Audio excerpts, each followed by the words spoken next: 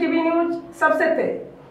हमारे चैनल को देखने के लिए लाइक करें, शेयर करें और सब्सक्राइब करें और देखिए आज की ताजा तरीन खबर। भिवंडी तालुका ग्राम पंचायत वलगांव में सार्वजनिक नवरात्र उत्सव हर साल की तरह इस साल भी बड़े भव्य तरीके से मनाया जा रहा है। हम आपको बता दें कि इस अवसर पर सुबह 12 बजे आरती होता है, फिर शाम को भी आरती होता है और रात को सब लोग गरबा में एंजॉय करते हैं। आप देख सकते हैं कि आरती के टाइम माजी सरपंच माननीय श्री रामदादा भोइर साहब और भानुदास भोइर साहब और भी बहुत सारे मान्यवर जो है कि आरती लेकर के माता जी का आरती किया। युवा मंडल को भी आप देख सकते हैं आरती में शामिल हुए हैं। और सबसे बड़ी खासियत ये रहती है वलगांव की कि यहाँ पे एक गांव और एक नवरात्र उत्सव रहता है, जो आप देख रहे हैं कि किस तरह से यहाँ पे भव्य तरीके से माता जी का आरती हो रहा है।